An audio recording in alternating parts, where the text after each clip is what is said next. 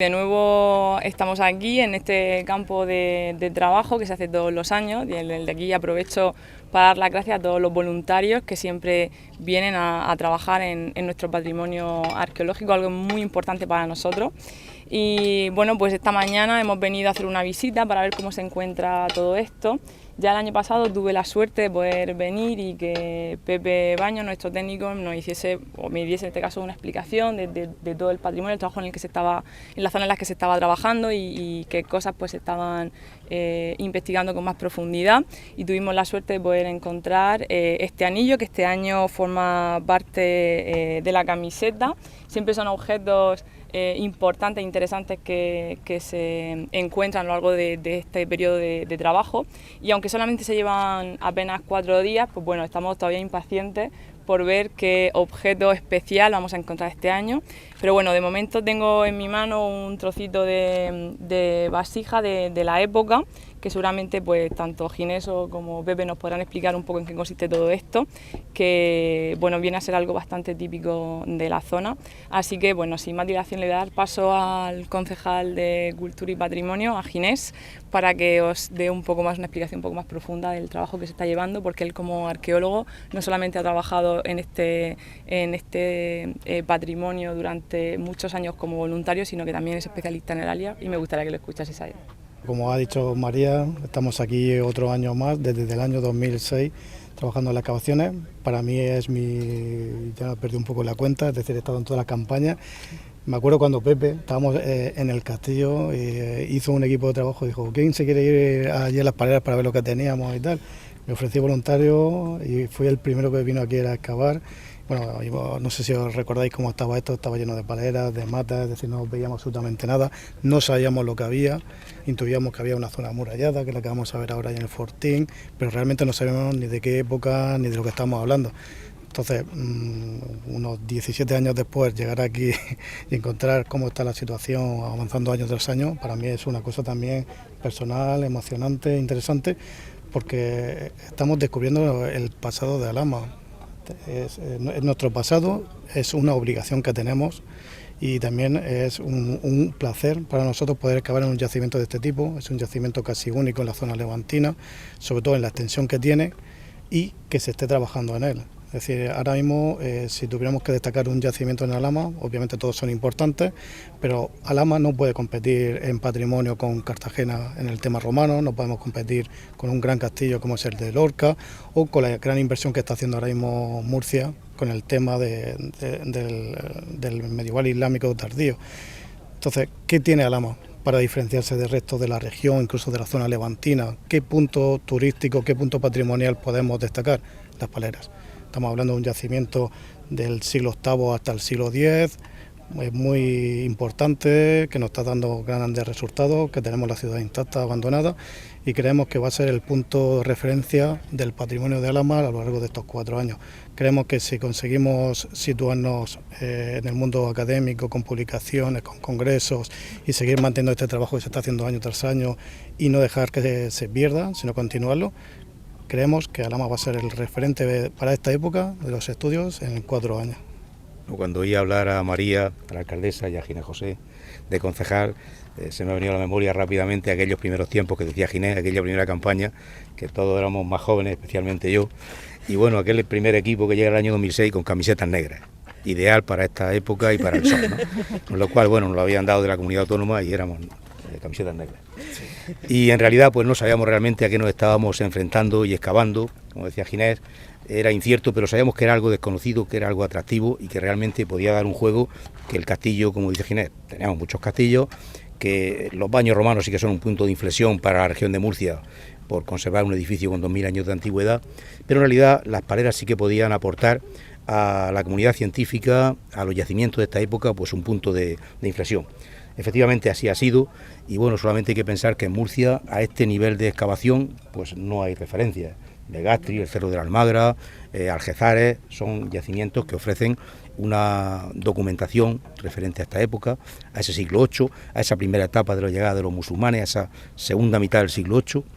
y luego pues ese nivel de incendio del siglo X, de primera mitad del siglo X, que hacen que sea un yacimiento con un contexto cerrado. No hay gente antes y no hay gente después. Eso hace que nuestras cronologías, los carbonos 14 que analizamos periódicamente, nos vayan dando una fecha muy concreta, muy exacta y nos ayuden a interpretar el conjunto, ¿no? Hablar aquí de murallas, de puertas, de calles como la que estamos situados ahora mismo, una calle principal con 2,30, 2,40 de anchura, con un conjunto de habitaciones a izquierda y a derecha que van saliendo poco a poco, hablar de silos de almacenamiento, hablar de una alcazaba de carácter militar que tenemos arriba con 1000 metros cuadrados, pues nos está dando una panorámica de una... Ginés hablaba de ciudad, parece que es muy grande lo de ciudad, pero sí es verdad que tenemos una entidad poblacional encastillada que mira el Valle de Guadalentín, que controla todo el camino, la vía natural de siempre, desde Murcia a Lorca, mejor dicho, desde Alicante hasta la zona de Vera, y que es un sitio privilegiado. Este Cerro del Castillo, por su potencial, junto con el castillo, pues reúne 20 hectáreas, y esas 20 hectáreas tienen además 4 bienes de interés cultural. Eso no existe en muchos sitios o en muchos lugares. Iglesia de San Lázaro, Museo de los Baños, Castillo y Paleras. Reunir esos 4 bienes en un itinerario cultural, turístico, que hemos hablado muchas veces con el concejal y con la alcaldesa, pues creo que es un poco el referente que comentaba Ginés para Alhama, con una visita cultural importante, ¿no? Nuestro trabajo de cada año, que Ginés conoce muy bien, pues el resto de voluntarios también, hay muchos que repiten muchos años, pues poco a poco y descubriendo cada año pues elementos tan interesantes como ha comentado la alcaldesa con el anillo, pero no olvidemos que esa vida cotidiana, ese contexto que nos dan los hogares, las techumbres caídas, las colañas, las vasijas, los molinos, nos está hablando de piedras, pero también de gente, de una ciudad que muere en un momento determinado de 930, 940, que vemos los niveles de incendio, decimos aquí la luz se ha apagado y aquí no ha vuelto otra luz que no es la de plantación de almendros, plantación de palera en los años 40. Todo esa Alhama sepultada del siglo IX, la que está saliendo poco a poco a través de esta campaña de excavaciones meritorias, porque en el mes de julio, porque los voluntarios son voluntarios, licenciados, arqueólogos, arquitectos, etcétera. Y bueno, y se pasa, hoy hace un día estupendo porque habéis subido, soy la alcaldesa y ha dicho que hoy por favor que tengamos un sol decente, pero en realidad sí que hacen temperatura, pues como suele ser en el verano y como suele ser habitual cada año, con lo cual gracias a vosotros por vuestra difusión también y que, bueno, esto es Alhama y esto es el siglo IX, los alameños del siglo IX. Sabéis que el campo de trabajo siempre en la camiseta viene el Murtal y las Paleras, sabéis que tenemos como 2 grupos de trabajo. En el Murtal, en el Cabecico Redondo de la Muela este año, ahora comentará Benjamín, que es el codirector de aquella excavación, ha habido unas 12 personas y aquí somos unos 16, en total 25, 26, 28, porque a veces hay gente que trabaja y que algún día pues tiene que fallar, tienen exámenes, pero estamos en el grupo de casi siempre, de casi todos los años. Como siempre, cuando se hace una excavación, el material principal que nos aparece es el material cerámico, que es el que nos permite caracterizar y darle cronología a los yacimientos. Aunque siempre nos aparece algún tipo de objeto singular, ¿no?, como el anillo el año pasado. Este año de momento no tenemos ninguno así localizado, pero seguro que nos aparecerá de aquí al final algo característico, porque necesitamos un dibujo para la camiseta del año que viene. Esto ya es característico. Nada, y eso, normalmente, os digo, nos aparece en cerámica. En este caso tengo el cuello y la boca de una tinaja. Es muy característica de esta época. Además, lo interesante de esta pieza, que es lo que hablamos, lo interesante de este yacimiento, porque es la transición del mundo tardoantiguo al mundo ya plenamente medieval. Y eso lo vemos, por ejemplo, en esta pieza, donde vemos que esta boca y esta forma es una evolución de una ánfora romana que se va transformando en ese mundo de Siria, de la zona de Egipto, se va transformando en lo que es la tinaja plenamente medieval. Estamos en camino en 2 épocas y eso es lo que nos permite, es decir, estamos viendo cuellos y formas características del mundo clásico, pero que empiezan a desarrollarse con formas del típico mundo medieval. Para nosotros es muy importante por la información que transmite científicamente, pero obviamente a la gente no tan llamativo como un anillo. La importancia es porque hay muy pocos anillos de esta época localizados. Además, lo llamamos anillo, pero realmente no es un anillo, seguramente va a ser un sello. Por eso os dais cuenta, la grafía islámica está escrita al revés. Nuestra compañera no lo podría traducir mucho mejor que yo. No quiero decir nada que no sea correcto,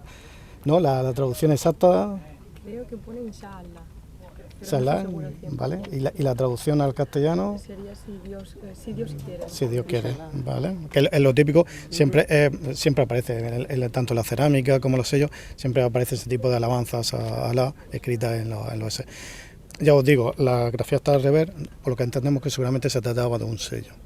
es decir, cuando algún tipo de tenían que firmar algún documento, De acuerdo. o incluso en esta época es muy característico que cuando se entregaban los impuestos, se entregaban los impuestos no monetariamente, sino que también se entregaban en especias. Entonces a lo mejor le entregaban una vasija de estas llena de aceite o de trigo, lo que fuera, y se le ponía un sello, es decir, un sello de cal para que no entrara aire y se pudriera el producto, y sobre él se echaba algún fresco, se tapaba el sello para indicar la propiedad de quién era, porque aunque no pone el nombre del propietario, ese lema sí que caracterizaba a un señor o a una tribu. Llevamos trabajando en el Cabecico Redondo de la Muela desde hace 2 años, ¿no? En 2021 hicimos un pequeño corte en el que salieron algunas estructuras que no terminábamos de entender bien, sacamos alguna pesa de telar. Y la campaña de este año, porque bueno, sabéis que venimos trabajando también en el Murtal, este año hemos cambiado un poquito, nos hemos desplazado 300 metros al norte. Lo que queríamos era entender un poco ese yacimiento que no conocíamos, ¿no? Estábamos trabajando en la cronología de la Edad del Bronce y teníamos varios objetivos: entender primero el yacimiento y ver esas pesas de telar, que solo teníamos 9, que solo teníamos 9, cómo podían estar funcionando, ¿no? Y bueno, ya hoy venimos del yacimiento de hacer las últimas intervenciones y ya pues tenemos cosas muy claras, estamos muy contentos con los resultados porque vemos claramente que tenemos un yacimiento con 2 fases, una primera fase a la que va asociada a estos restos de telar, ¿no? de pesas de telar, de los que el año pasado, hace 2 años teníamos 9, ya hoy sabemos que tenemos 20 pesas de telar, lo que quiere decir que bueno, teníamos una estructura bastante interesante. Y bueno, pues las excavaciones siguen en su curso. Hemos decidido continuar en esa línea. Probablemente, si todo va bien, el año que viene sigamos trabajando allí para intentar entender ese edificio que también nos está saliendo, y la verdad que estamos muy contentos porque bueno, los que conocéis, que habéis estado en el Murtal y en este yacimiento que es muy parecido, pues es un paso fundamental de control desde el Valle del Guadalentín a la cuenca de Mula. Entonces bueno, agradecer en primer lugar a las instituciones que nos han apoyado, tanto a las antiguas corporaciones de los ayuntamientos de Alhama, de Murcia como de Librilla, así como agradecer también a las nuevas corporaciones, ¿no? Y ojalá que podamos seguir teniendo este proyecto que estamos desarrollando con el apoyo siempre del Museo Arqueológico de los Baños, los 2 ayuntamientos y la Universidad de Murcia, junto a otras instituciones como la Universidad de Helsinki o el Centro del CSIC griego. Como sabéis, la arqueología es muy compleja y nosotros no podemos saber de todo. Entonces el telar lo va a estudiar una investigadora francesa, una investigadora de la Universidad de la Sorbona, y en principio vendrá en septiembre. Vamos a ver con ella cómo va todo, si tenemos las pesas en disposición, si no, qué podemos tener. Y bueno, la idea, el objetivo final sería hacer esa reconstrucción. Además también ya hay 2 pesas expuestas en el museo y, por ejemplo, ayer sacamos 2 pesas que estaban juntas, o sea que seguir contribuyendo a que el museo siga teniendo nuevos elementos, ¿no? Desde esta cronología del bronce argárico que aquí concretamente en Alhama de Murcia todavía no entendíamos bien y ahora estamos empezando a desvelar. Al principio no lo teníamos claro, pero ahora que sabemos que tenemos 2 fases, sí que parece que hay una población estable. La primera fase, la más antigua, de momento no tenemos restos claros de estructuras, pero sí que tenemos esa segunda fase con una gran casa, una gran vivienda que tiene más o menos 7, en las paredes que las conocemos tenemos casi 6 metros de largo, o sea que estamos hablando de una casa, de una residencia bastante importante. Hay que contar que es verdad que el Cabecico Redondo de la Muela está en una posición muy elevada, por lo que realmente creemos que jugaría esa doble función como punto de control y vigilancia, además de tener 1, 2, 3 familias, lo veremos en los próximos años, que están ocupando el asentamiento. Ese yacimiento se enmarca dentro del proyecto que desde 2017 venimos desarrollando, que se empezó cuando yo empecé mi tesis doctoral con el Museo Arqueológico de los Baños dentro del paisaje de la Rambla de Algeciras, ¿no? Es una zona que, como bien conocéis los que habéis estado ahí, es maravillosa